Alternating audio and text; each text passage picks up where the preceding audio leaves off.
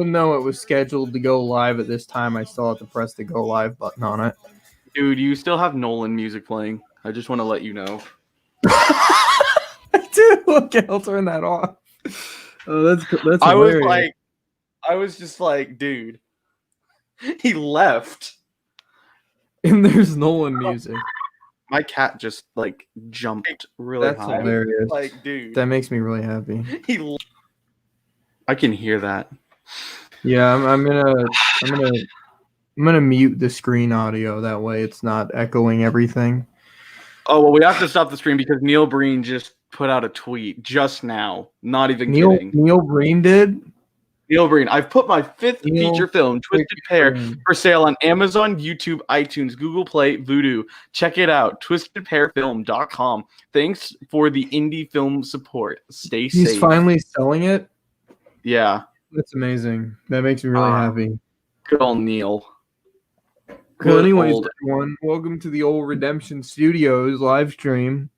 As you can see, we have a new logo and a new logo, I guess.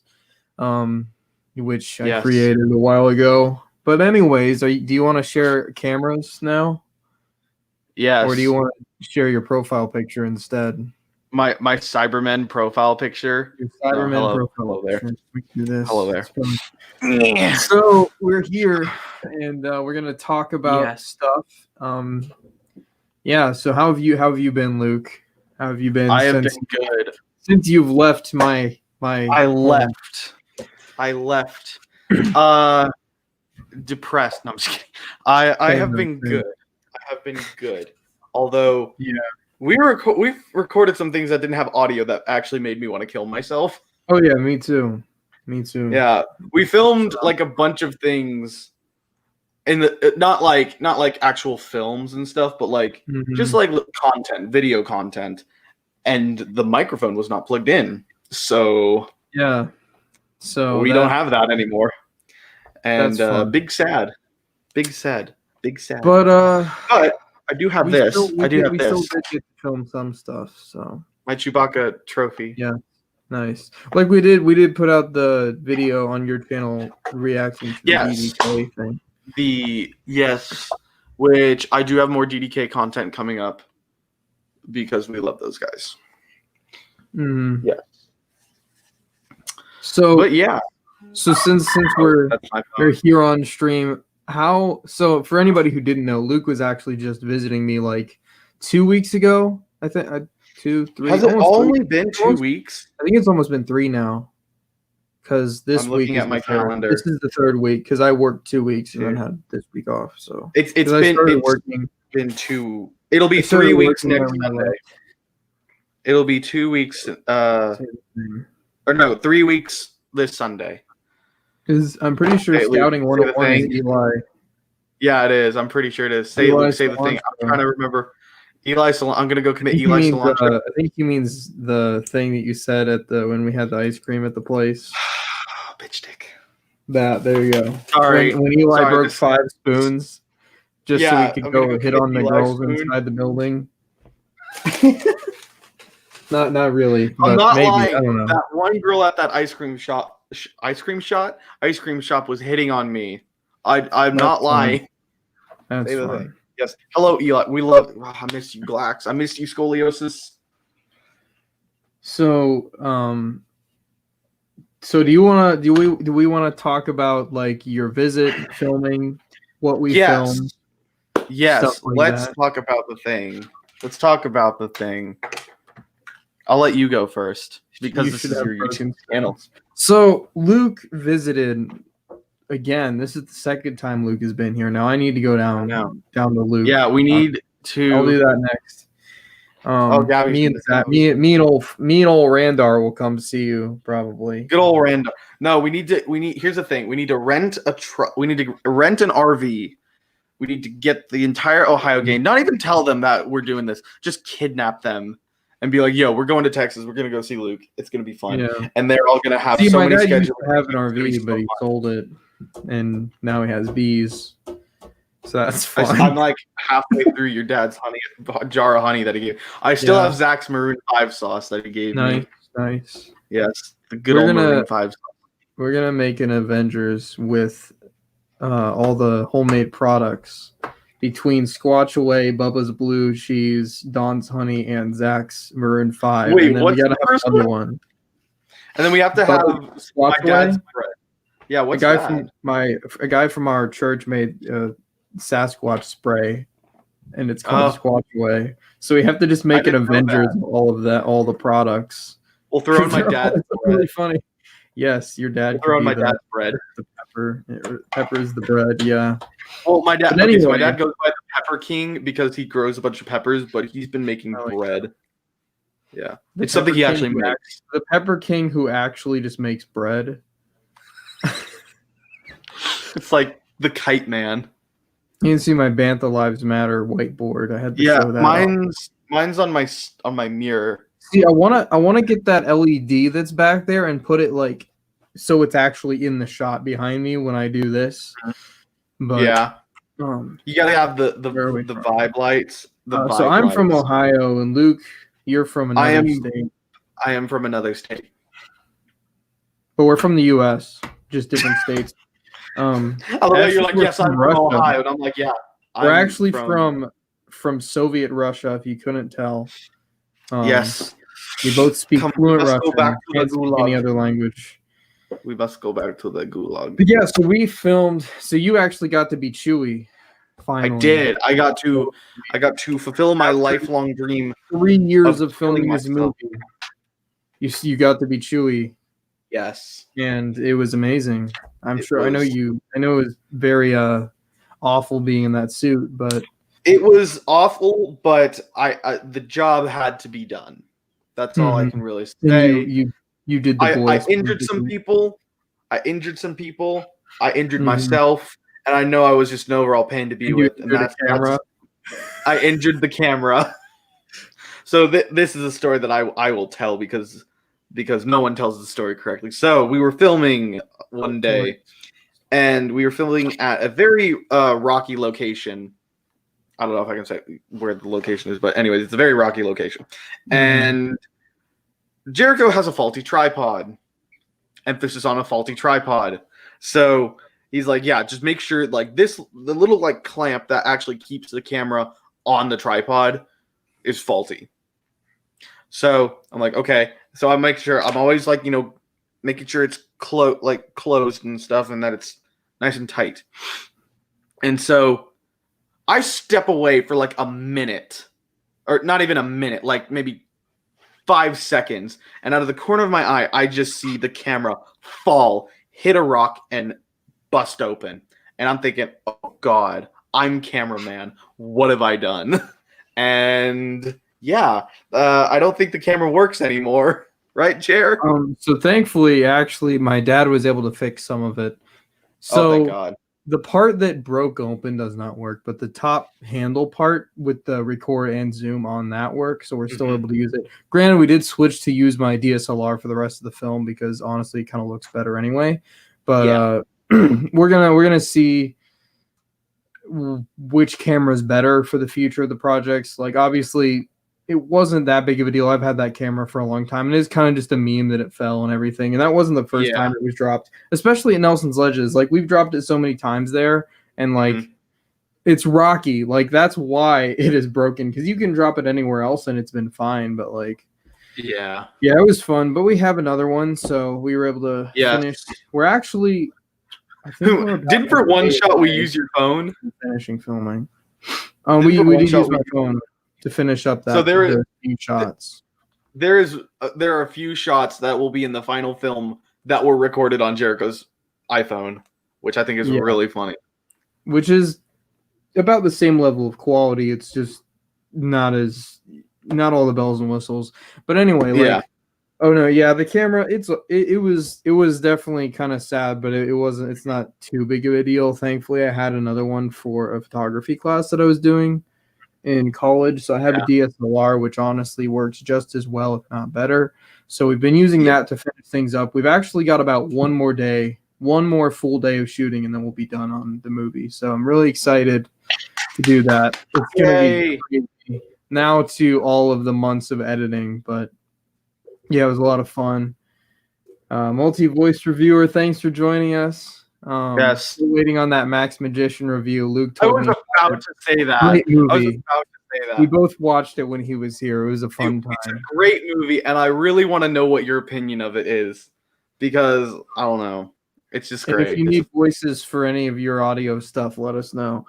But so I will yeah, not charge. I charge now for voice acting, but I will not charge for you, Michael A. Grimm, because I love your stuff. I actually love it. Yeah. So what was I gonna say? We were filming Han. So I'm trying to not make this like an interview, but it's kind of just how it's going. Dude, that's fine. So we filmed stuff, and it was like it had been 2 years since you were here last time, and I remember like you saw the Millennium Falcon the first time, and it was like barely any progress, but this time it was actually finished, and it was like there and legit. It was so much. It was very pristine, and didn't it take you like a week to get it to that state? Pretty much, yeah. It was lockdown. It was like a week or two just working on that. I remember. We filmed my 100 subscribers special, because that was a monumental occasion for some reason, and we filmed in there, and it was like, I mean, it was still very impressive. Like, I'm not saying it was like bad, but like it was still very impressive. But like compared to what it is now, it was very it skyrocketed in quality. Yeah, because we didn't even have the front done or a console. We just had a little desk there. You didn't even have the side lights. You had we didn't have the other lights. You just had like the Christmas lights. You just had the Christmas lights. We didn't have the side lights. We didn't have the. We didn't have the hallway panel thing. It was just a green screen. I remember you said you were going to green screen it. But yeah, thankfully we changed that, because that would have been kind of probably worse quality and just a lot more work. What I love about this Han Solo fan film is that it starts off with kind of generic fan film quality, like some like Jericho's Doctor Pilots, not Pilot series, Regenerated series, and then by the end of it, it's like, ooh, this is 1080p in 4K. What? It was very the quality. It's the same. It's all 1080p. It's just for some reason the camera we used for Doctor Who Regenerated was more grainy than most cameras. So it's because of a setting that you didn't know was activated, and you've managed to turn it off, and that took the exposure down. Yeah, that fixed the exposure issue we had for a long time, so that's good. But so this movie is definitely something we always kind of have talked about on set and find really funny, is just how much we've upgraded, not before the Han Solo movie, but throughout the Han Solo movie, because we've had to buy a whole bunch of stuff over the course of making this movie just to get it done, because like stuff has broken, and like I have a new tripod now. We got more lights, green screen, all that stuff that we didn't really have before. I think you need to tell the story of the tripod you just bought. You sent a picture to me and Brianna Downing. So this is really funny. So the old tripod, very small, kind of not very professional tripod. Probably like about here. Let me actually make this a bit bigger. So I see the Jeff Goldblum pillow. Oh yes, I have to put that in there. Actually, I might as well do a tripod comparison because it's way funnier. Hang on. Let me grab. Hang on. I gotta get my pillow. Here we go, folks. Perfect. Okay, so I'm gonna actually do a little tripod comparison, because the magnitude of the difference is actually really funny. So here's the tripod we used for the majority of the movie. This is the one that fell, or the one that the camera fell off of. This little board here likes to just fly open, causing this to just fall off randomly. Yeah, that's what fell off. That's what fell off. So I have to tighten it every time we use it. And after just using it, it just loosens itself. So here's the tripod we had or used. We're not using this anymore because We have a new tripod. Sorry, my doorbell just rang, but my folks can get it. This tripod You can hear him struggling to pick it up. is so much bigger. Mind you, this is the cheapest tripod I could find that looked good. This thing is mondo huge. Look how big this tripod is. It's so big. So funny. That's so funny. Now here's the comparison of tripods. Oh Lord. Here's the old one and here's the new one. As you How can much see, did this one cost? it was like $130, I think. It wasn't that much. That's good.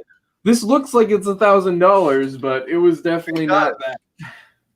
But it's pretty good, pretty heavy duty, as you can probably tell. See, when you sent me the picture, I thought it was like maybe about like just like bare, not that big. I don't know why I did that, but like I knew it was big, but I didn't realize it was that big. Yeah, it's really big. God. When this thing fully extends, it is taller than me. Like we can get over the head shots now. It looks taller than you when it's closed. So. Oh my gosh, that's really funny. It's really funny. It was like one of those things where it's like, there's no way I bought this, but it came and it was way better than I expected. So I'm not complaining about it. The funny thing is, we've been using a little DSLR camera, and putting it on that is really funny because it's so small compared to like the tripod. But that's really funny. So that's our tripod. Yes. Now. So, yeah, and if you guys have any questions about filming or about future projects, let us know. We're here to kind of, we have stuff we're going to talk about, but if you guys have questions, let us know in the comment section to keep us going. I'm glad we're having a good turnout so far, so that's good. Yeah. Our friend DW.intro.edits is sharing the live stream on her. Awesome. Thank you. Yes. So, yeah.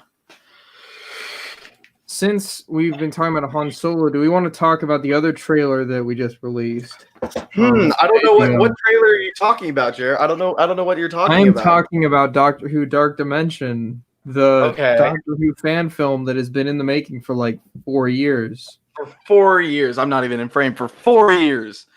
So I actually got this question a while ago.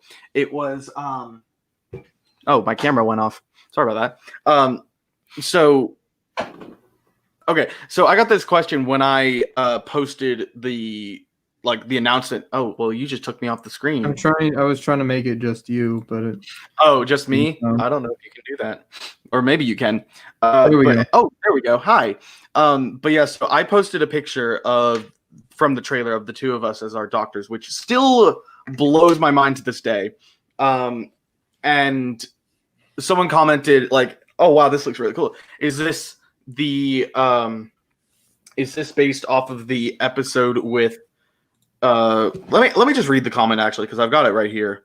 I think I know what you're talking about. Yeah, because it was on the post you made of the trailer shot, right? Yeah. It's not on my first. That shot is beautiful. It is crisp. Okay, here it is. So this question came from Hayden Pringle 5555, and he asks, I just closed out with Instagram, so give me just another sec. The Dark Dimension as in a remake of the canceled special or something based off of it. Either way, can't wait. So the Dark Dimension was originally going to be a reboot of our original crossover episode No Mercy, which was written by me. And we filmed it in 2018 when I came up to Ohio the first time, and we got the majority of it filmed, apart from I think a few scenes with Marissa, because I know I posted a picture up on my Instagram in 2018 of when I was up there with a picture of you and Marissa in the TARDIS and y'all's costumes and stuff. So yeah, I I think y'all just never got around to filming those scenes without me because I wasn't needed for those scenes. There was a few scenes with just her, but there was also a few scenes I think with you that we weren't able to do, or there was like some footage that got lost because I remember there's a few parts where it was all of us and like it wasn't there. It was like so yeah. yeah. So basically,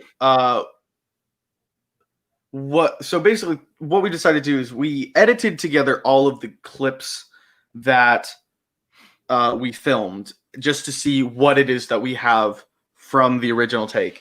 And I'm gonna let Jericho talk now because I don't want to say anything that he possibly doesn't want to be released. Yeah. So basically, after we realized we didn't finish everything, we're like, all right, oh well, we just have another episode we're probably not going to release, so we're going to redo it sometime when we eventually do something else, rewrite it or something. So over the lockdown I was just kind of looking back over the footage. I'm like, I really just don't want to let this go to waste because like we had some good footage and it was just a lot of fun to make and we put a lot of time into it, and just seeing our doctor the blooper reel, I cannot wait for this because it's so beautiful. And none of you will get the jokes.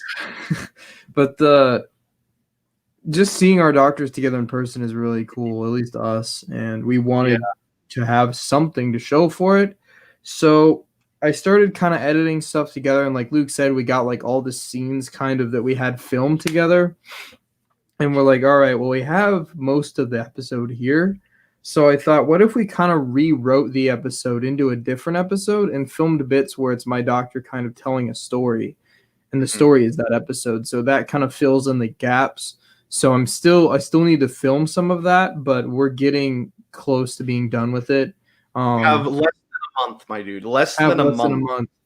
Because actually this episode ended up working perfectly because it is very, I don't want to spoil the episode, but it's very perfect because the release date is the 5-year anniversary of my very first fan film, The Rise of the Doctor. Rise of the Doctor. Dawn of the Doctor's series 2012. Sorry. So it is very very cool to have it be that kind of 5-year anniversary special. So that's why I wanted to release it on that day. I see Odyssey Audios has a question. So how does this fit into the canon? As you know, Luke's costume has changed. So I brought that up with Jericho, and because, like you said, he's telling the story, we kind of, and he explains it in the episode that, because it happened a while ago, he's not remembering it as perfectly as it happened. So like there will be small things like when we filmed it 2 years ago, I had a different sonic screwdriver than I've got it on my desk. I think I should have it on my desk. Oh no, it's over there. Anyways, but yeah, so like I had a different sonic screwdriver, and I had a different costume. The costume I wore in the footage, I thought the more lapel pins I wore, the cooler I would be. No, just no. So like I've got like a Winnie the Pooh lapel pin. Did I have the badge? I did have the Badger pin. That was one of the first pins I got. But yeah, I had the Winnie the Pooh. You definitely had the Badger one. I remember that. Yeah, I had the Badger pin. I had like a badge that, a pin that I had gotten as like an award for something. It was my theater pin that I got, and just a bunch of other dumb ones. But yeah, so the reason for the the reason behind the costume change is basically the fact that the Doctor is basically like, yo, this happened a while ago, so if I get some details wrong, it doesn't matter. Like small details like what I was wearing and stuff, that doesn't matter. Yeah, it's all from my doctor's memory and all from my doctor's perspective, so it may not be 100% accurate to what actually happened or what Luke's doctor's perspective was. So it's definitely going to be a really different episode than anything that we've done, anything that I've done in my series at least. Can I say where the Doctor is telling the story, or is that a spoiler? So I think we probably where, as in the location he is, or not okay, or you mean where in the timeline? No, not where in the timeline, like location. Like I'm sitting in my room right now. That's what I mean. Okay, yeah, that's fine. So the doctor's sitting in a bar, and he's had a few drinks. So of course he's going to get things wrong. Mm-hmm. And everyone's favorite bartender is in it. That's all I'm gonna say. Everyone's favorite bartender. Bartender.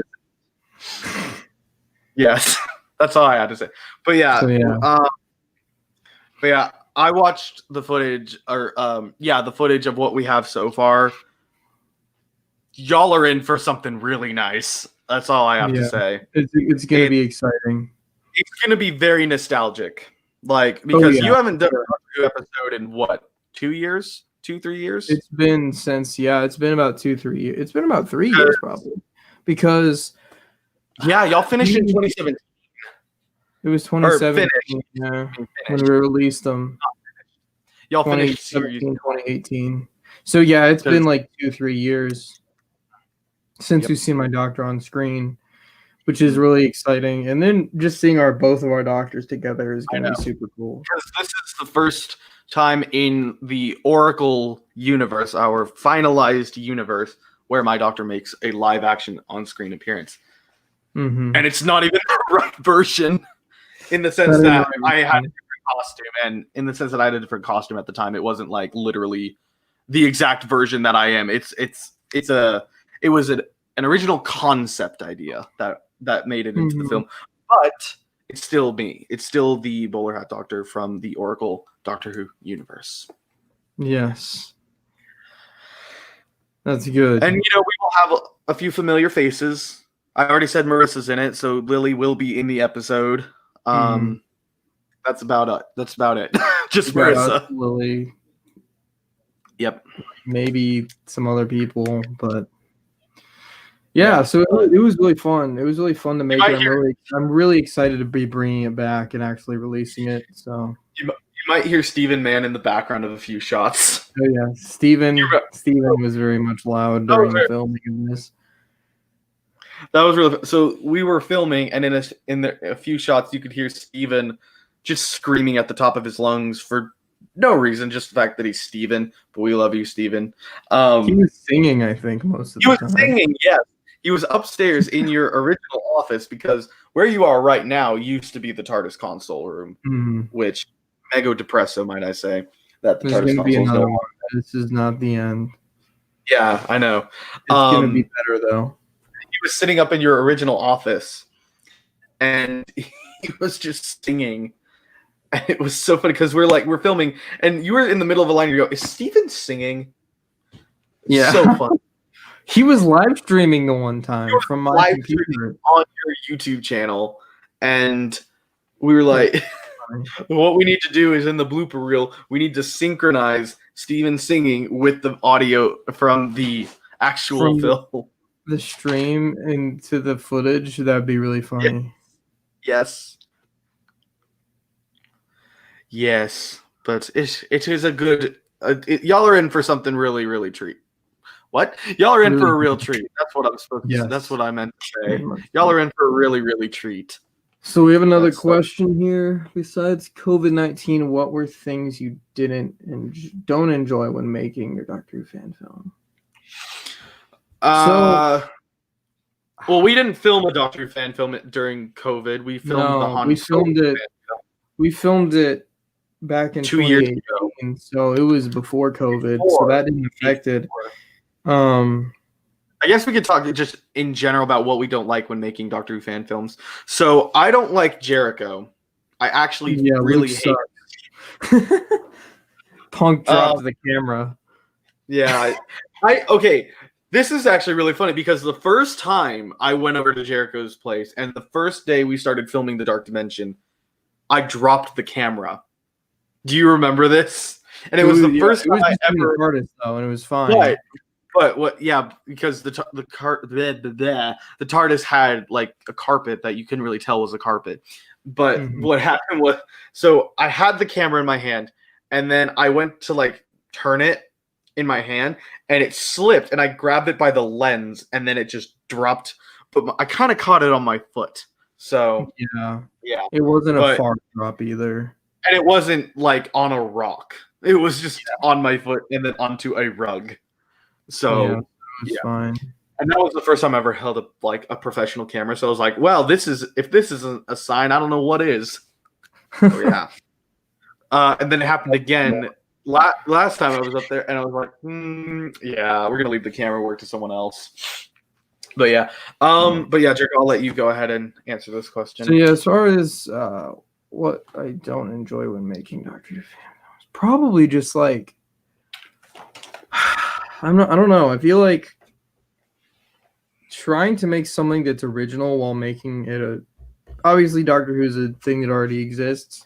Trying to make something different and original than the show, but also different and original than other fan films is definitely difficult, but it's better that way. I don't know. I'm trying to think of like things that I don't enjoy because I honestly enjoy most of everything, like the process of everything.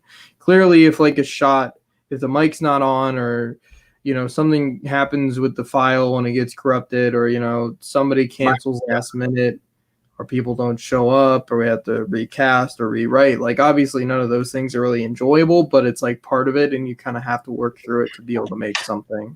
It's always about the compromise. So yeah, I can't really think of anything crazy really. Same with the Han Solo fan film. COVID-19 was kind of it was there, but like whenever we were filming, it was kind of when our country at least kind of opened back up for a few months, and there wasn't really a whole lot of restrictions at first, at least in my state. So we were able to film stuff, and most of it was filming at my house and filming out in a park. So like the masks weren't too much of a problem, and there was also not that many people, so we were able to social distance for the most part and able to do the necessary things we needed to do to. We did not social distance. We were hanging out with friends every day. Well, yeah, but to be fair, it was less than 10 people. It was usually just like it was less you, me. When we were out at Nelson's Ledges, we were mostly social distance, just because we were mostly a couple feet away from each other. The only time we weren't is when we were on screen. And plus, I was wearing a giant rubber mask, so the only time we really weren't social distancing was when we're on screen in the movie. So because you can't really social distance in a movie, it's kind of just difficult. But I guess for me, I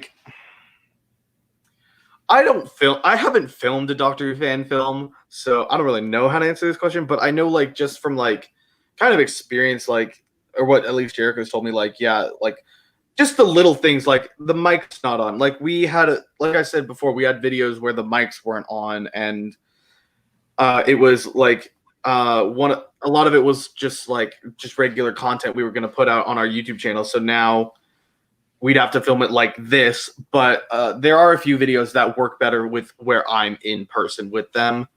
So I'm going to schedule time pretty soon. I mean, not soon, but sometime relatively, but definitely before the Han Solo fan film comes out, to come back up there, because it's in relation to the Han Solo fan film. But I can't really answer that question. Even if me and old Randar go down there, we could do it there. True, y'all could. I don't really have a place where we could film it, but we'll work that out. Okay, so I see Odyssey Audio. Luke, is your hair still growing back from when you shaved? No, so I actually shaved it again. Actually, this guy right here shaved it. It is. I suppose we could talk about that now if you want about my head. But no, I shaved my head again, and I don't know if I'll be doing it ever again, but we'll see. No, I think the beard. It looks good with the beard. Beard is not going away until. I need to figure out what I need to do to get it here, because that's why it looks off. But yeah, take it away, Jericho. What were you going to say? So we filmed a scene for the next Armor of God episode with Luke in it, and we shaved his head for that. So that was. Wait, can I say who I? You can say. I don't think it really matters that much. So I'm on my knees the entire episode. Settle down now. But I play a tiny little dwarf. So That's fun. It was very painful, and I'm sure everyone has seen the picture of you that I put up on Facebook of you soaked in blood. Oh yeah, it's on Instagram too. It's on. We covered me in blood, so that's kind of a spoiler, but not Oh, really. Cause, well, I mean, no, we put it out. So it's not a we spoiler. put it out, so it's not a spoiler, but it's like why you're in blood is a spoiler. Yeah. But not the fact that you are in blood or covered in blood, I should say. Mm-hmm. That was fun. So so this poor boy was laying on this makeshift table that we made, bed that we made, and we had to we had to make everything according to my size, in the sense that I was like on my knees the entire time because I played a dwarf and I was small. So we had to make like a tiny little table, a tiny little bed that would make sense for me to have, not like a Jericho sized bed, like a me sized bed. So basically, he's laying there. It is. There's the picture. Very bad quality, but it's the picture of me with blood on. It's all fake. Yeah, it's all fake. Well, no, I'm just kidding. And so basically, a whole bunch of times. We made the blood out of like, I think it was like corn syrup and Jello mix and food coloring, and we also put soap in it, so that it wouldn't like stain your skin or anything. Because I've made the dumb mistake of using just straight up food coloring, and it always stained my skin. And I'm like, there's got to be an easier way to do this than just going out and buying like $20 worth of fake blood. And the secret was to put the soap in it. Yeah. And so you had this sticky, like, of course it was sticky from, just the fact that it was like corn syrup, but there was also sugar in that thing from the Jello, and it started to like kind of crystallize, so it was a little grainy. I imagine it was not fun to like be. It was covered. Weird. It wasn't terrible, but it wasn't like terrible, but it wasn't great either. So good, so good. It was, and the footage looks really good. I haven't to see I've seen some of it. I've seen some of the clips, but I haven't seen any of like the clips in sequence yet with thoughts. But yeah, it's very fun. Yes. How's Han Solo film going? Jericho. It's going really well, actually. So I said this earlier. We've got about one more full day shoot, and then we'll be done filming, and then it's all just editing, which is going to take a few months because I have to finish the basic edit, visual effects, all that other stuff, music. Then we have to send it to somebody for music and all this other stuff. So it's going to take a long time. But the plan is that it'll be out like early next year, probably in the spring. I just casually have a pipe. Don't worry. Nice. Yeah, it'll be probably out in the spring of 2021, just because we still have a lot of work to do on it. But the filming is almost done, which is that's what matters. You could say it's the hard part, but it's all the hard part. I think the hard part is the post-production of the editing and stuff, because you've got all the footage, but then the real work comes in. It's in like painting in like lasers, stuff like that.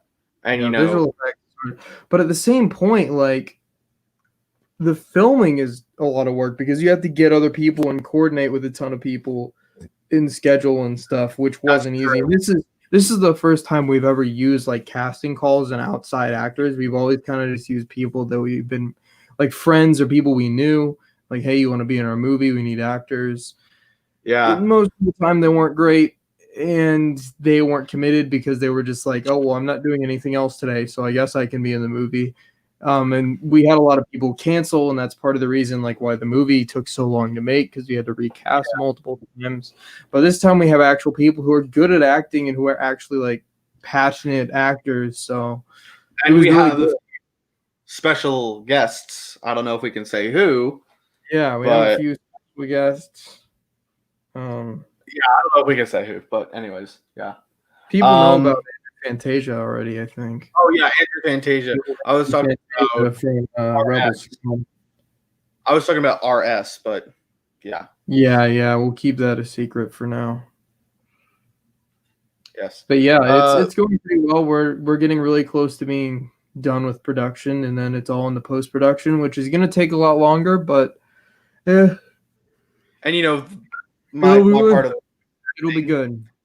The voice acting part, we can never voice act. What are tips you guys can give for anyone who has writer's block? So I actually have a perfect answer for this because I actually just overcame some heavy writer's block with my Doctor Who audio series, Doctor Who Salvation, which I can talk a little bit about. So basically what I did was I sat myself down, I looked at what I had so far, and I'm like, okay. So my deal was, so I've had a lot of issues with Doctor Who Salvation. Like I've had people who've written an episode for me and they didn't follow any of my instructions and it just turned into a mess. And I've had, people back out, people, do all this stuff and just overall kind of drama. Not good writers. Yeah, not good writers. I'm not going to name any names because, but anyways. But so I look at the episodes that really kind of frustrate me, and I'm thinking, okay, I'm gonna put these off to the side and put them on a shelf. A hypothetical, imaginary shelf. We're gonna come back to those later. Focus on the ones that you want to write and that you want to, put your effort and time into right now. And so I took a few episodes. Episodes 3 and 4, because it's a two-parter. And I sat myself down and I looked at it. I said, okay, what do we have so far? And I read through what we had so far. I liked most of it, but I didn't like all of it. So I basically just made a new document and I took what I liked and I put it in the document. Then I'm like, okay, how do I kind of get myself into wanting to write this? And I sat down. And I watched about, I'd say 5 episodes of Doctor Who that were somewhat related to what it was that this episode is about. And there, I'm like, okay, I kind of know where I want to go with this episode now. Let's do it. So to answer the question properly, if you're feeling overwhelmed and burnt out from it, put it on a shelf and come back to it later when you're mentally prepared and you're kind of ready to take on a bit of a challenge. Because for me, the episode of Salvation that I have the most issues with is episode 1, because there was issues with the writer, there was issues with like the editing process.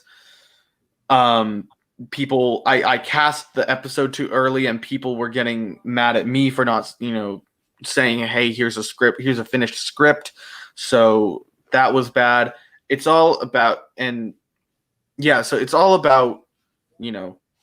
the timing. You have to time yourself correctly.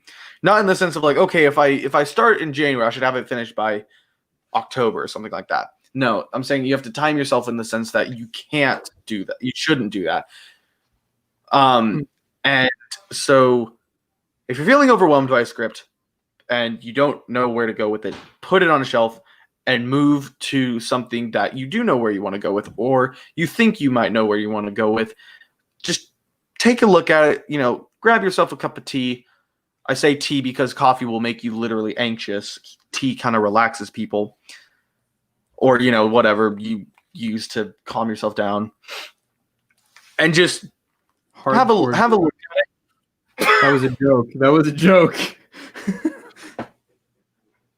I don't know what you're talking about.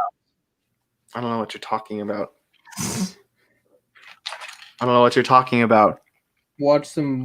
Kick back and watch some multi-voice reviewer. That always helps me out. Yeah, we love Michael Agrum. We are a big Michael Agrum support group. Support group? What? Supporting fans. Yeah. But yeah,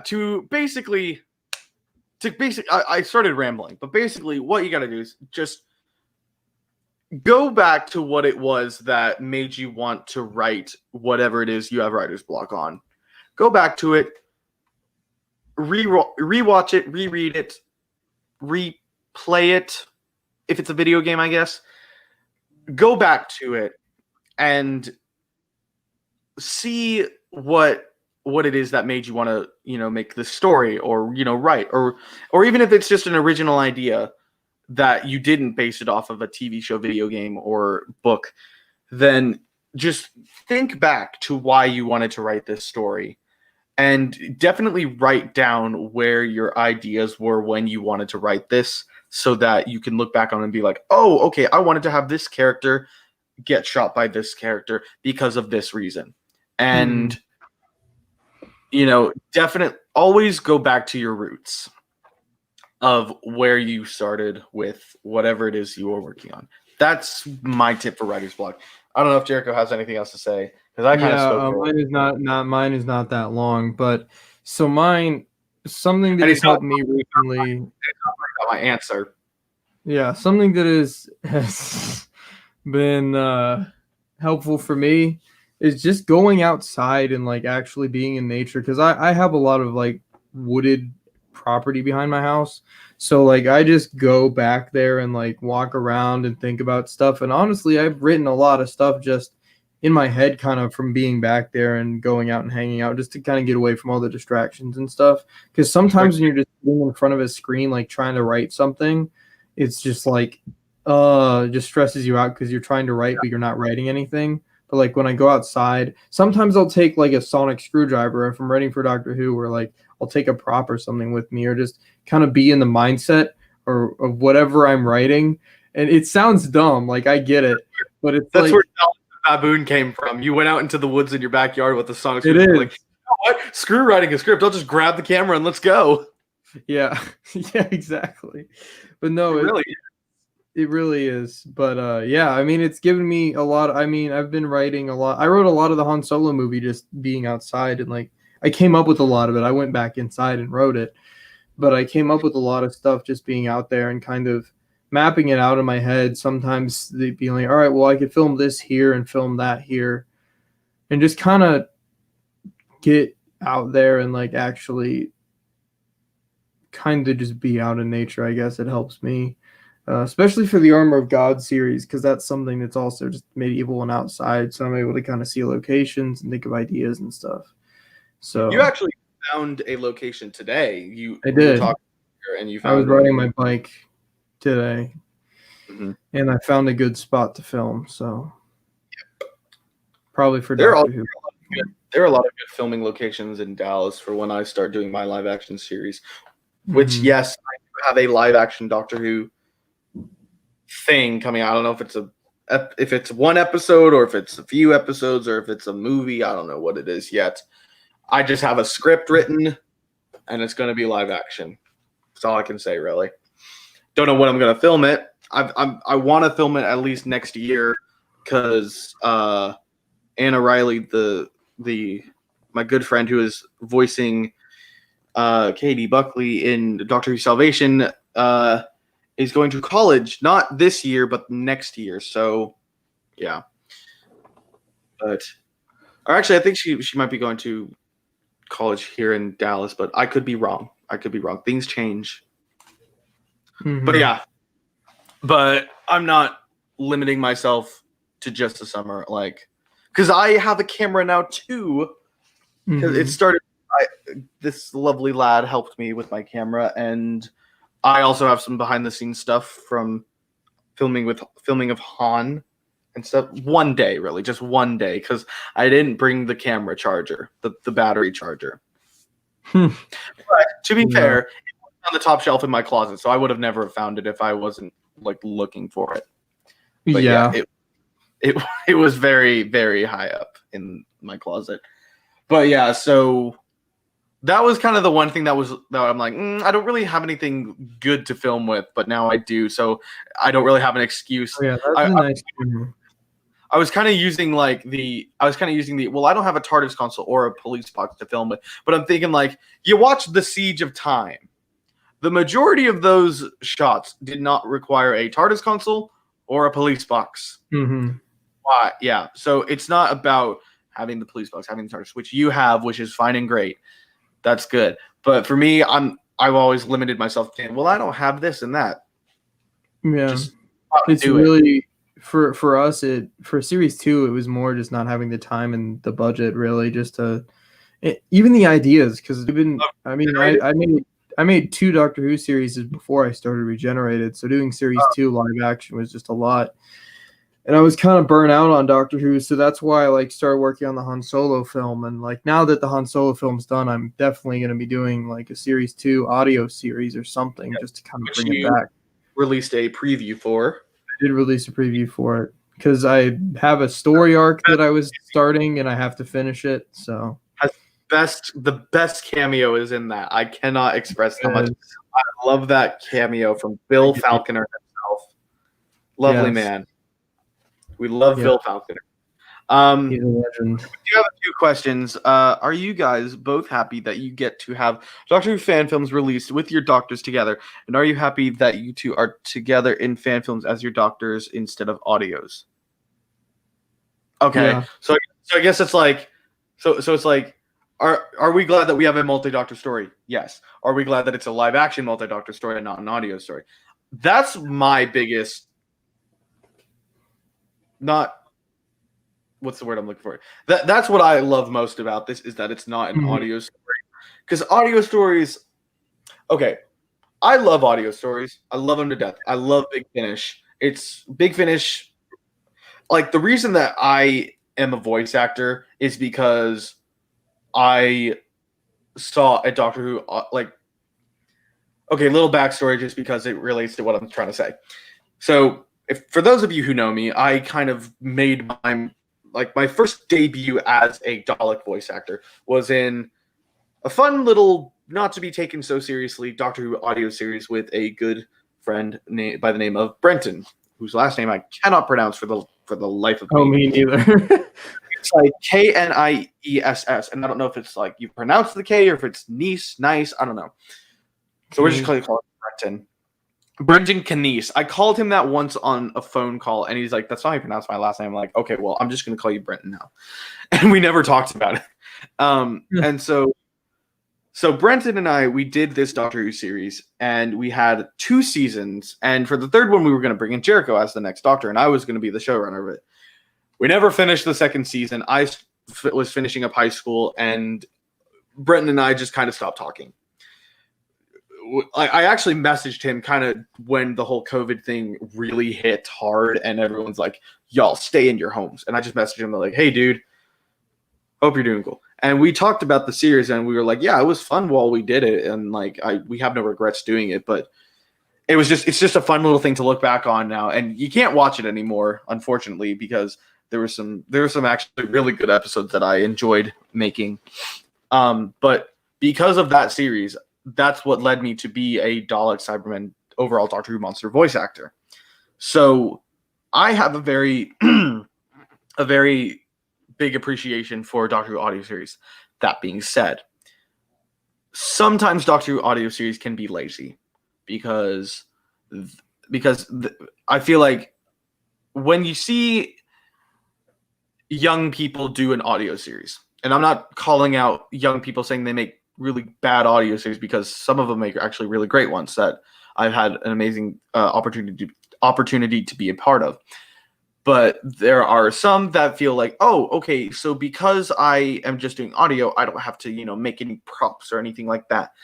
And you don't really feel the passion that goes into it, like when you're making a live action series. Like sometimes with an audio series, it'll just be mainly focused on the Daleks or the Cybermen or Ice Warriors or something like that, something generic. But when it's live action and you don't have the budget for Daleks, Cybermen, Centaurans, all that stuff, you make up your own villains and stuff. And Jericho did this in the pilot series, and the pilot series to season 2, I assume, because But Regenerated is the perfect example of that. And yeah, Regenerated is fun, and you look back on it, it's like, oh yeah, that's really fun and stuff. And could have been better, but it's I mean, definitely could have been better. But you look back on it and you see a group of friends having a fun time, making up their own monsters, just having a good time. You don't see 1,000,001 audio episodes of Daleks and Cybermen and stuff. And I'm not saying that that's anything to do with like the demographic of audio series, because look at me, I'm doing an audio series. That's mostly because I wrote Salvation to be live action, but because one, I took way too damn long to make Salvation, and I got fed up of not having a series, and I'm like, okay, you know what, we're just gonna do audio, because I'll at least have something to put out, that because I've been working on this series for 7 or 8 years now. And yeah. So with that being said, I am very excited that this is live action, because for one, this is my first ever live action appearance. Like, okay, not live action appearance as in this is the only time I've appeared live action on camera as the character of the Doctor, because I was in the pilot series season 2 finale as that. But oh god, with Crispy Pro, that was fun. Who was? I wish he'd come back, but I don't think he liked that episode, and he thought it was going to be a whole lot better. But anyways, Crispy Pro, if you're watching, please come back. We miss you. We're better now. Can we get hashtag bring the Crispy Doctor back, and just everyone go comment that on all of Crispy Pro's videos? Yeah. Please, to like the 3 people watching this.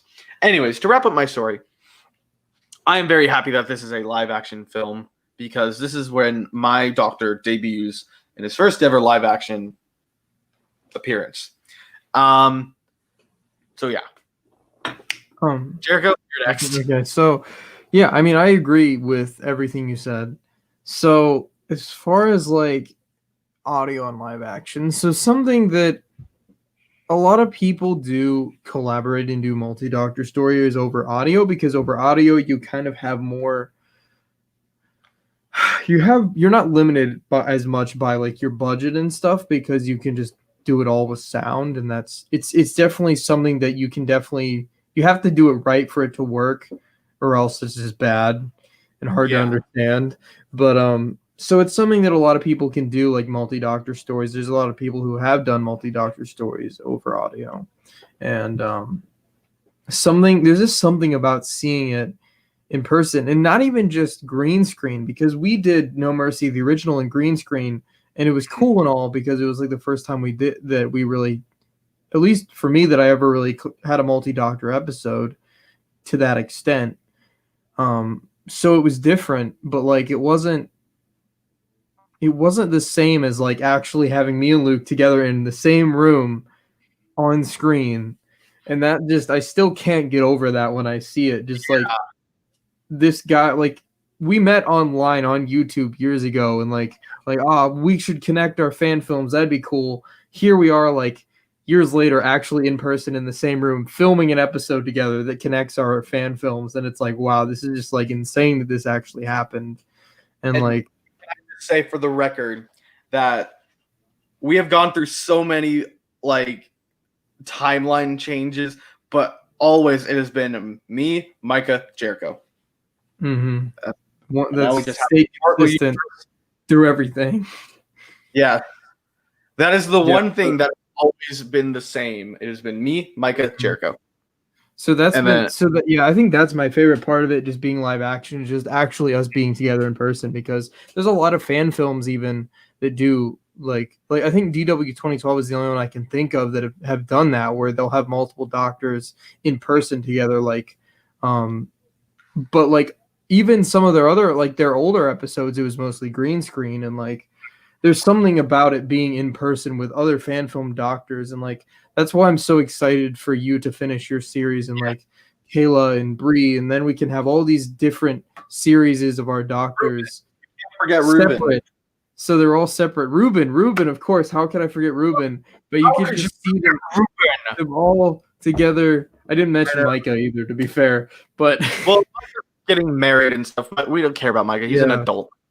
But like, no, kind of seeing them all separate, but then seeing it together is really cool. So I'm really excited for that to be released.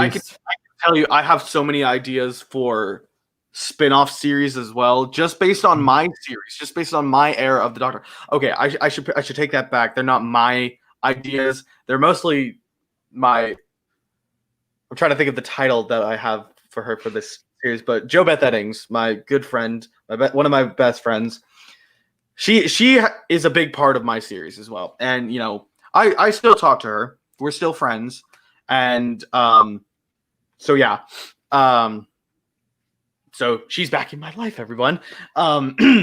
So yeah, so she has a lot of ideas about for characters and stuff, and I can tell you this: I know she has at least 2 spin-off series that she does want to make that are from characters that will be in my series, not in Salvation, but in the maybe a future series or something, or the future of my series or something. Mm-hmm. And I can tell you this: these I told you about one because one of them involves a certain friend we have. Mm-hmm. Yeah, I was going a bit too far there, and I had to pull myself back in. I know what you're talking about. This is a very heartbreaking series. It's heartbreaking. It's funny. It is. Is it romantic? No, it's not very romantic, but it's just fun. It's kind of like I was about to say it's kind of like Class, but I don't know if anyone still likes Class anymore.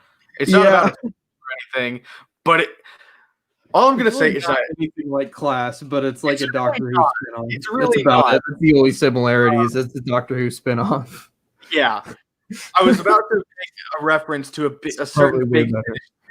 I was gonna make a reference to. I was gonna say it's a lot like this Big Finish series, but then I realized if I mention this Big Finish series, it's gonna give away 1, who this character is, and 2, what this character's relationship to the how she fits into the series.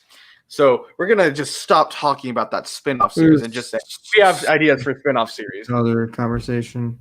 We can open it up for a Q&A section of the stream. I saw another done questions. Just definitely, if you guys have questions, throw them in the comment section, and we will talk about them. Han Solo, Doctor Who Regenerated, Doctor Who, Salvation, whatever we want to do. So yeah. And whatever other future, even Armor of God, that's the thing that I'm making still. The Armor of God. Kind of on the back burner, but it's still there. Mm-hmm. So it still exists. I'm trying to think if I have anything else I'm saying. No, that's about it. I'm mostly just focusing on Dr. Salvation right now. I really want to talk about it. I don't want to Glax Firestorm. Oh, you can talk about Glax Firestorm. I can talk about Glax Firestorm. I just don't want to say too much because they're in Han. They're in Han, but there's we might be doing other stuff with those characters. So. Yeah.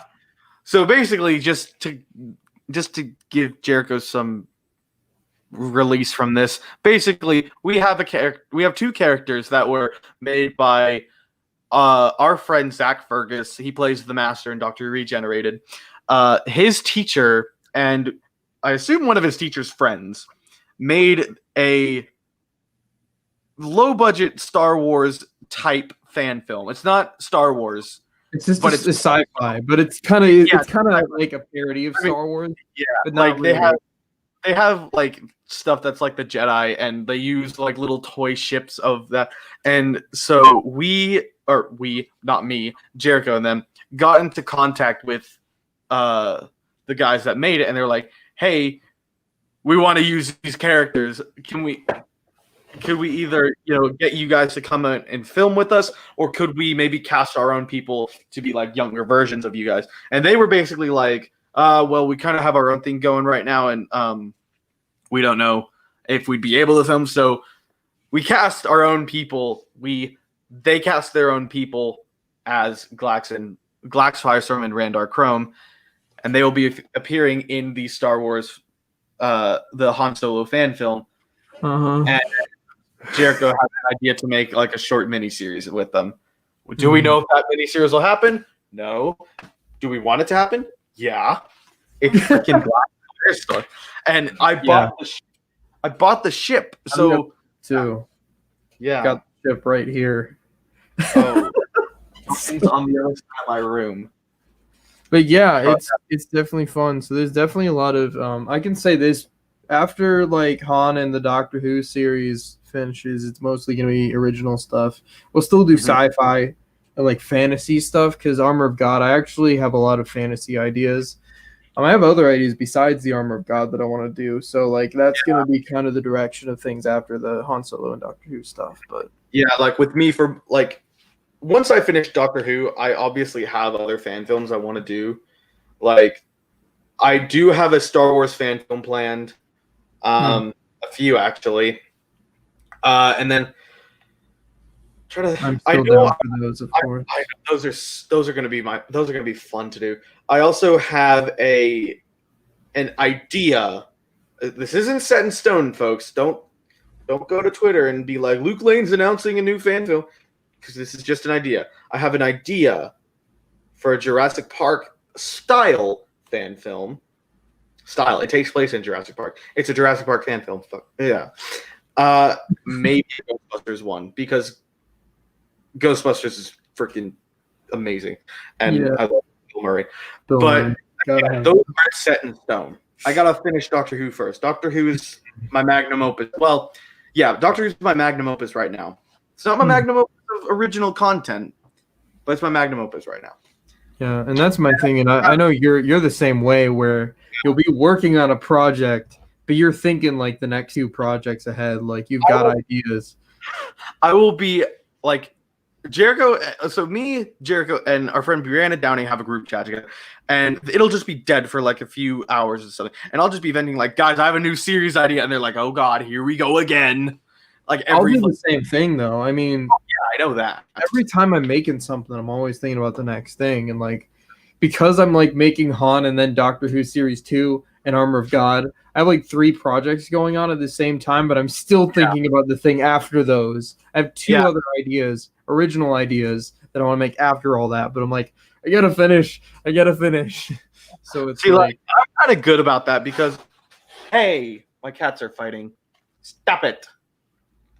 And I've got other hobbies too that are like separate from movies, but still things I'm working on and want to do. That I have to go separate my cats. I'll be right back. They're just right here. Yeah, that's cool. But yeah, if you guys have any questions, get out of here. Let us know. Is there any progress, updates, changes on either of your TARDISes? So, my TARDIS console. I just read TARDIS Glitch asked a question. Hello, Saudi Arabia. How are you today? Started reading the question about is there any progress, updates, changes on either of your TARDISes? So I guess I can say because for me at least, I'm sitting in the old console room as we mentioned earlier in the stream. This was where the TARDIS console was. So it was weird because when I was over there, I was sitting on that chair that's right behind Jericho's chair. And I'm like looking at this room, and we were watching the footage of the Dark Dimension of me in the TARDIS console room. I'm like, dude, I'm literally standing like right over here in the same room. It's so weird to think about. And like, yeah, that's all I really wanted to say. It's really weird because like, so the plan right now is because I've kind of said this already.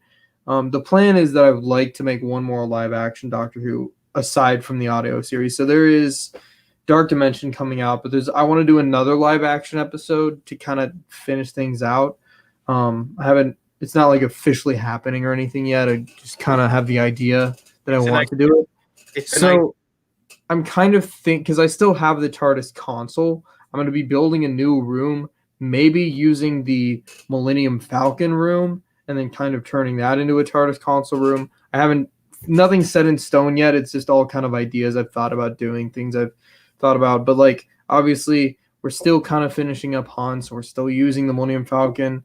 There's other sci-fi ideas that I've had that I would kind of need to use that ship for still. So, but there's a chance that it'll be the new TARDIS console room would be kind of merged with that. So, but the idea is that I would like to do at least some kind of live action finale. But it's going to be a while before that happens. So, yeah, I don't want to go too much into it because I have a lot of other things that need to be released first. But yeah, so that's kind of the TARDIS progress right now. There's not one set up, but we have it still. So, sorry, someone's checking. but you will see the TARDIS again in Dark Dimension, as yes, it was. The TARDIS is still there, as it was in Regenerated Series 1. Mm-hmm. Sorry, I was about to say something, but then I realized, wait, no, I can't talk about that yet. But basically, for my TARDIS, I don't have anything yet. I mean, I've got a box right in there in this shelf unit, right down here. There's a little drawer, and it's full. Yes, Daniel J. Patton is here. What is up, Dan? What's up, my dude? What's up? Anyways, back to my thing. So in this shelf, in the bottom shelf, I've got like a drawer of just like toggle switches, buttons, and LED light strips. So I've got like controls and stuff to build it. The only thing is I have to figure out where to start building it. And I kind of getting the wood and stuff. Well, what I'm going to do. But the thing is, I have to like actually get the money to do this. The main issue I have is the money, because Jericho's lucky enough that he just has wood at his house. My dad has a lot of wood. His dad builds stuff, mostly beehives, I think. But beehives and stuff. He builds stuff, fixes stuff. People throw out wood, he takes it. He's just handyman. Yeah. So Jericho has the stuff already. I have to literally buy stuff for my TARDIS. Not saying Jericho doesn't have to buy stuff for TARDIS. He does, but I did buy wood. I literally have to buy everything for my TARDIS. So what I'll probably go ahead and do whenever I have the money to do this is just make a prototype console out of cardboard, and then just take the individual pieces that I would have to cut out of wood, and just use that on a wood and use that as a template to cut the wood out. That might be what not wood, but because I actually took a stagecraft class last semester before COVID hit, so I was actually in person with everyone, and we learned that wood. If you want to make something that's going to last you a long time, don't use wood. Use MDF, which I know Luke Newman used for his TARDIS. He said that in one of his videos. So yes. So yeah. Interesting. And then also I've got plans to build a police box as well. But again, same issue, money. So yeah. I mean, I even had to pay for the plans to get those. You can get free plans online, but I'm like, no, there's a certain TARDIS that I want to build. And it's the legitimate Metropolitan Police box. Yeah. Which I have been to. Let me tell you something. You know how the TARDIS materializes in a public area, and do you ever think how is no one seeing this? How is no one just going what the hell is that noise? Whoa, that wasn't there before. You know? Yeah. So when I went to the UK, and I was there are pictures of me standing by the police box. The first time we walked by the area where the police box was, I literally walked right by it, and we got the hotel that we stayed at was maybe a 5-minute walk from where the police box was, and the police box is right outside of a train station, Earl's Court Station. For those of you who are in the UK, y'all already probably know this. So we exit the train station, the tube, and so you step out, and the police box is right over here, and I'm just making sure I don't lose my dad in the crowd of British people, and I'm walking, and I kind of look around. My dad goes, "Hey, look at that." I'm like, "Oh, okay, that's all cool and stuff." And we keep walking for maybe about another minute, and I'm like, "Hold up a sec, what the hell is this?" And I turn around, drop my luggage, and I'm like, there's a freaking police box right here. What the heck? And I about lost my mind for about 5 minutes, because it was I completely just did not acknowledge that it was there. So it kind of works, the whole chameleon circuit thing. But yeah. That's So funny. yeah. My mate built a TARDIS console. If you want, I could find out what wood he used, if that helps.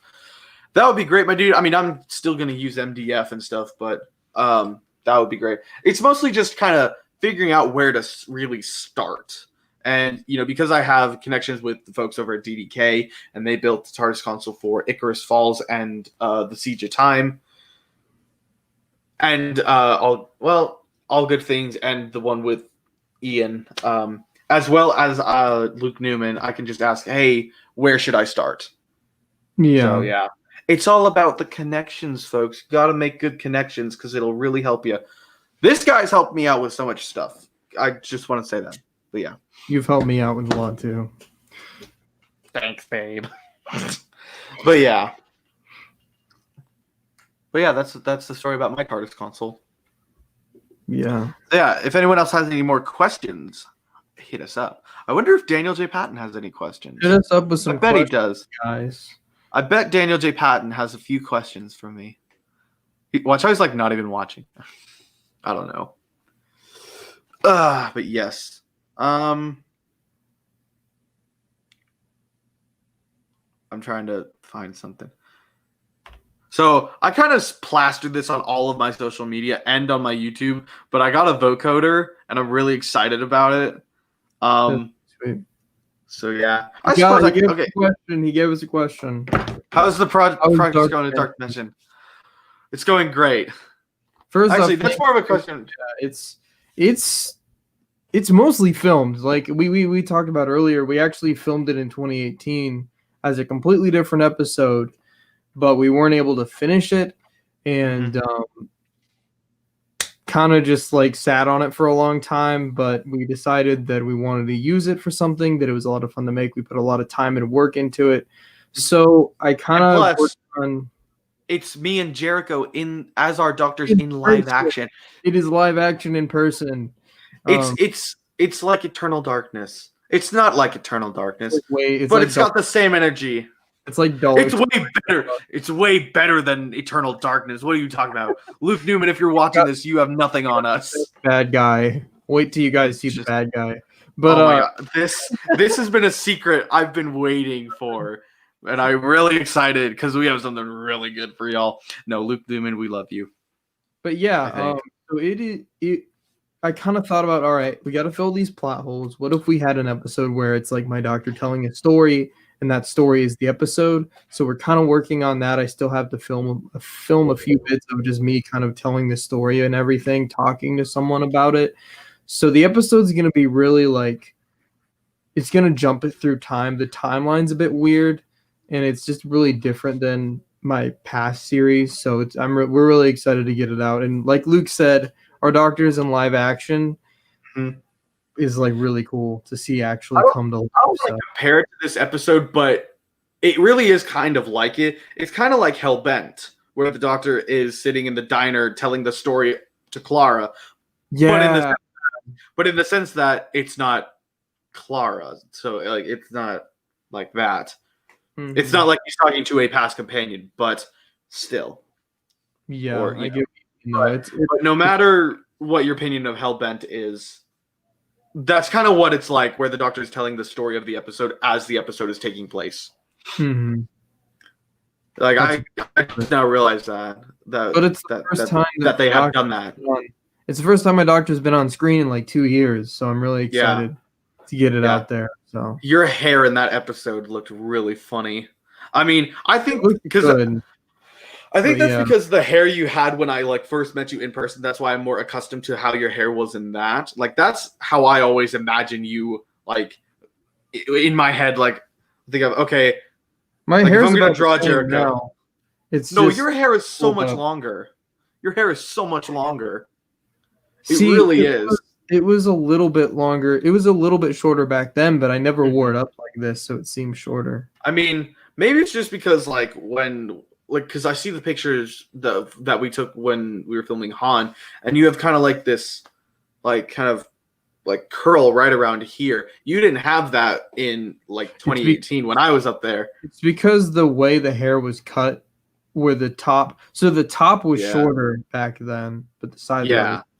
because like right now the top is longer than the sides because I had like an undercut when I was growing up. So like it kind of poofs up more down here when it lays. Where back then it was kind of just more even throughout. But yeah, it is a bit longer now than it was. But where are the doctors in their points of time during the dark dimension? Okay, so my doctor is kind of not towards the end of his life, but in the later years. So it takes place after Salvation and after the confirmed second series. Yeah. Of my Doctor's era. It won't be called Salvation Season 2. It's got another title. Each season that I produce will have a different title. But right now I only have 2 planned. So it will definitely take place after Salvation and the Untitled Series 2. As for Jericho series, I think it just falls into place not right after Series 1. There's a little bit of a gap. Dark Dimension is kind of weird because I have an audio series coming out, Series 2, which will probably be sometime next year. So that this episode is technically part of Series 2, but it's not the beginning. It's like kind of halfway through Series 2. It's really weird, like how it works. But it's coming out before all of Season 2. It's coming out before because there's some things that something happens that is referenced in Dark Dimension that happens in Series 2. But so Dark Dimension has a spoiler alert. Almost kind of cool. Like it's like, ooh, it gets you excited for Series 2 so you can find out more. It's kind of like The Witcher, where you watch The Witcher. So Jericho and I watched the entire first season of The Witcher while I was up there because I had never seen it. Well, I'd seen the second episode, only the second episode, which I didn't realize I had only seen the second. Yeah, barely the second episode. And if any of you have seen The Witcher, you will know that the first episode takes place at the same time as the last episode of the series. So it's very much a confused timeline. The timeline of that one quote that David Tennant said that I'm not going to repeat because I don't like the quote. So basically, yeah. But yeah, it is the timelines mixed up. But it works perfectly for Doctor Who, and especially like just in my series, it seems right to release it first. And also, like we said before, it's just the perfect 5-year anniversary special of my first Doctor Who. It really is. So, and your last one. No, I'm just kidding. It's not your last. No. It's not your last. It's not your last. Not the last. Not the last. It's exciting. Yeah. So, and I remember one thing I said during it. It was like, what was it actually? No, I've completely forgot. Yeah, well, I've completely forgotten what I was going to say. But basically, oh no, I remember. I was like, it was Doctor Who is a series about time travel and stuff, but the majority of the series takes place in a very consecutive order. And that's okay. Fun fact about the word consecutive. For the life of me, there were about like 3 occasions where we had to say the word consecutive in, I think it was for one of the videos that we lost all the audio for. And basically what happened, we were filming something about the Oracle timeline, and I couldn't figure out what the word consecutive was. And I'm like, no guys, I'm going to figure this out. And finally I'm like, screw it, I'm going to Google it. And I found it, and I'm like, okay, there it is. I forgot the word a maximum of like 3 times while I was up there. And I was like, I hate this so much. So anyways, but yeah, but Doctor Who, being a show about time travel, it does happen very consecutively. Like, as in, and if you don't know what consecutive means, look it up. So, but like, with this episode, it takes place after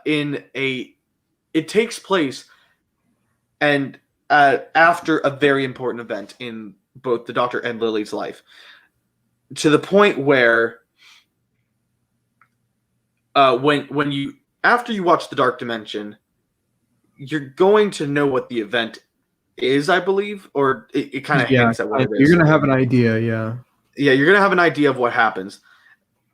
But it's still going to come as a surprise as to what exactly happens when Series 2 comes out. Yeah.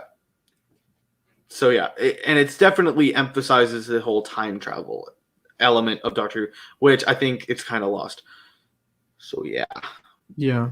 So yeah, it is definitely cool. It's a good transition episode because I've said it before how the series is kind of transitions. Series 2 transitions from like the lightheartedness of series 1 into something a bit more serious, and this episode is more serious. It kind of helped bring that. This episode does have some comedic things in it from series 1, but also kind of brings more serious. So it's like it is definitely a different episode, and I'm just really excited for this episode. It's like me too. So cool. And also, this is the first time I see my writing become live action. Yes. So yeah.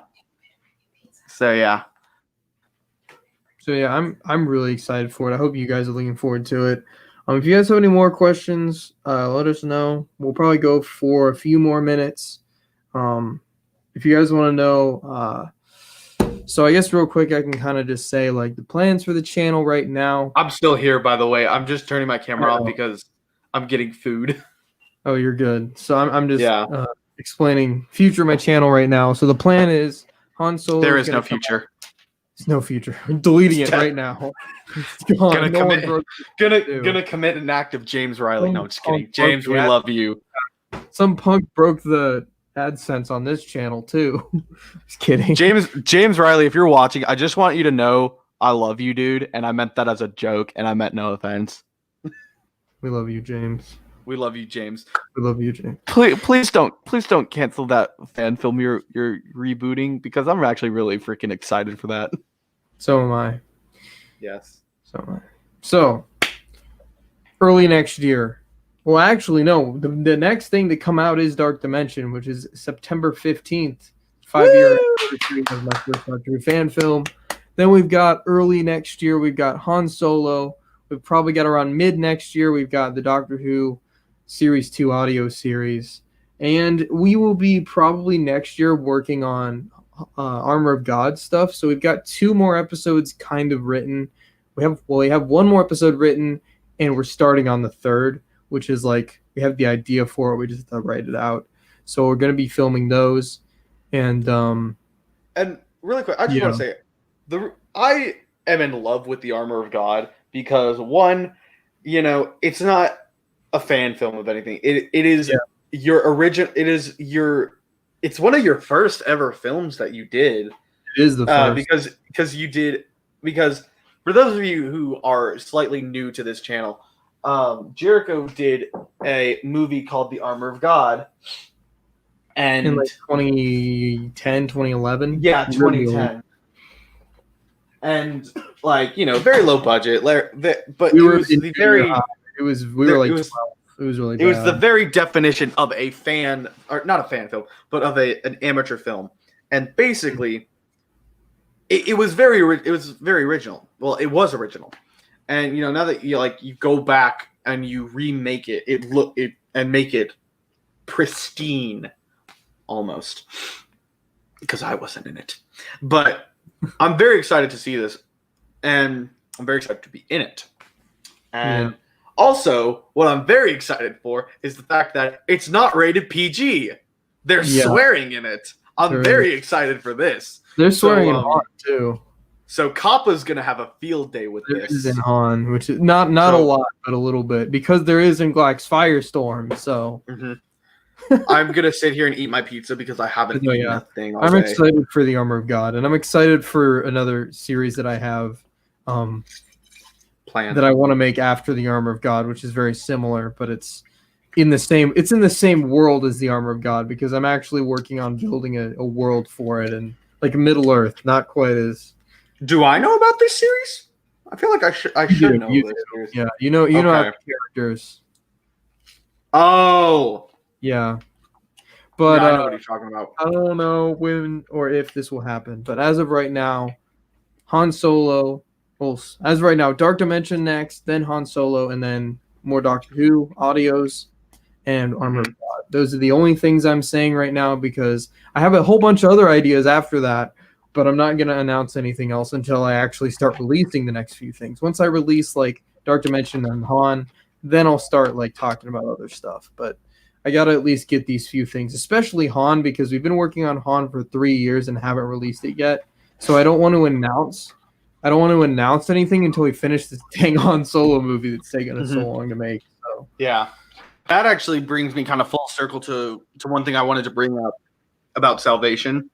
So I mentioned earlier kind of the issues and challenges that Salvation has thrown at me, and I've kind of come to an executive decision. I'm not canceling Doctor Who Salvation. I want that to be very clear. I am not canceling Doctor Who Salvation. What I am doing is I'm canceling the release date. I originally said it was going to come out in 2020. Well, we're just over halfway finished with 2020. Thank God, actually. But like, we only have 2 out of the 8 scripts completed. So yeah, we're not going to get a 2020 release. Next, I was thinking, okay, well, I can aim for January 12th of next year because that's one of my anniversaries. That's the anniversary of me being a Doctor Who fan. Because that was the date I first watched Doctor Who and got sucked into this giant mess. So yeah.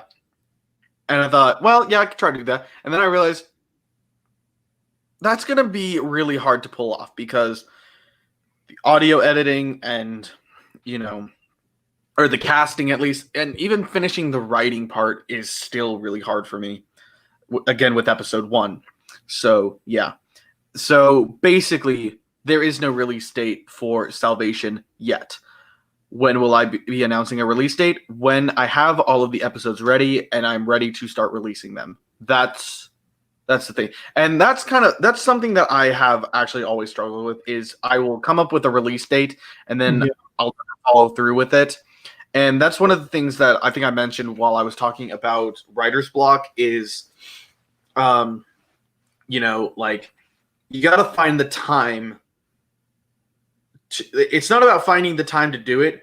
It's about doing it and then finding the time to tell someone you've done this.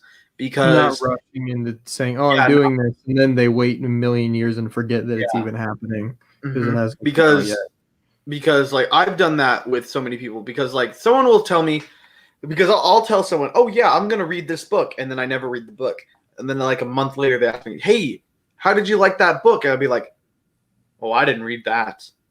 And they were like, "But you said you were going to." "Yeah, but I never really got around to it." "But you said you were going to." It's like that. Yeah, so as of right now, Doctor Who Salvation has no release date because we're not at a stage yet to confirm a release date. So yeah, that's all I wanted to say. No, that's why I haven't released the release date. It's still happening. Doctor Who Salvation is still happening, but we just don't have a release date.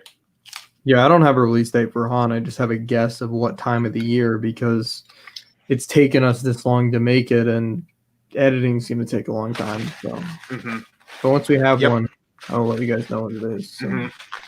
Y'all got to promote the hell out of this movie because we want to make it canon with Disney. We want it to be like Star Wars Theory. We want Star Wars Theory to review this movie. Yes. So yeah. Yeah. Anyway, so we're gonna probably end this pretty soon. But if you guys have any other questions you want to ask us, go on. And we have 6 people watching. Full send.